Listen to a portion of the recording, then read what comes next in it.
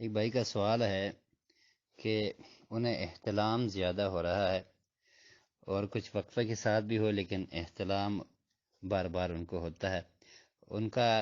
ان کے لیے علاج جو میں بتانا چاہوں گا، جیسے وہ کہہ رہے ہیں کہ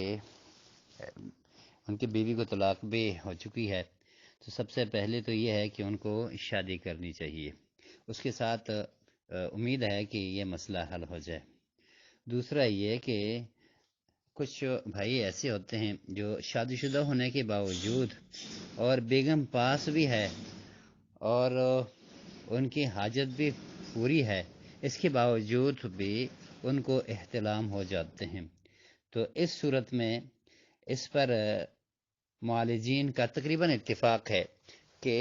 یہ جنات کی وجہ سے ہی ہوتا ہے۔ ویسے احتلام کے اثرات زیادہ تر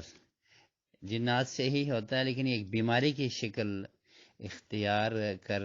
چکا ہے کہ وہ جن ہی کی چیڑ چاڑ کی وجہ سے اس کو احتلام ہوتا ہے۔ لہٰذا سب سے بہترین علاج اس کا یہ ہے کہ پہلے تو یہ، جیسے میں نے بتایا، یہ نکاح کرے، شادی کرے۔ اگر اس سے بھی حل نہیں نکل رہا تو اس کا علاج سب سے بہتر یہ ہے کہ صبح اور شام کے اذکار میں ناغہ نہ کرے، یعنی صبح و شام کی مخصوص دعائیں ہیں وہ مسلسل پڑھے،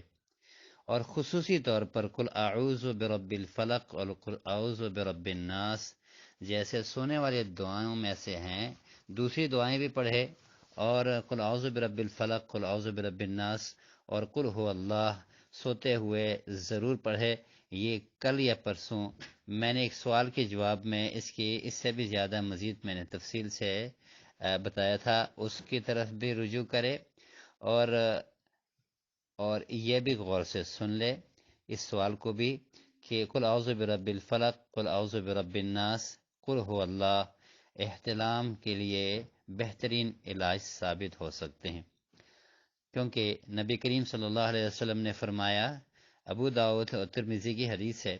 من قالها حین یصبح وحین یمسی تکفیہ من کل شر، کہ جو بندہ صبح و شام ان آیتوں کو، ان صورتوں کو پڑھے تو ہر قسم کی شر سے یہ ان کے لیے آیتیں، یہ صورتیں کافی ہو جائیں گی۔ اور اسی طرح نبی صلی اللہ علیہ وسلم نے فرمایا وما تعوذ بافضل منہما، کہ قل اعوذ برب الفلق، قل اعوذ برب الناس سے بہتر کوئی پناہ کے کوئی بھی اسباب بندہ اپناتا ہے ان سب سے بہتر ہے، یعنی کہ شیطان کی شر سے اللہ کی پناہ میں جانے کے لیے جو بندہ اسباب اختیار کر رہا ہے ان میں سب سے بہتر قل اعوذ برب الفلق، قل اعوذ برب الناس ہے۔ اسی طرح جامع ترمذی، سنن نسائی اور ابن ماجہ کے اندر حدیث ہے کہ انه كان يتعوذ من الجان وعين الانسان حتى نزلت المعوذتان فاخذ بهما وترك ما سواهما، کہ نبی صلی اللہ علیہ وسلم جنوں سے بچاؤ اور انسان کے نظر سے بچاؤ کے اسباب اپناتے ہوتے تھے مختلف پڑھائی کے ساتھ، لیکن جب قل اعوذ برب الناس اور قل اعوذ برب الناس اللہ نے نازل فرمایا تو انہی کو اپنایا، باقی سب کچھ چھوڑ دیا۔ لہٰذا صرف احتلام نہیں، رات کے شر اور دن کی شر سے بچنے کے لیے سوتے ہوئے یہ 3 صورتیں پڑھیں،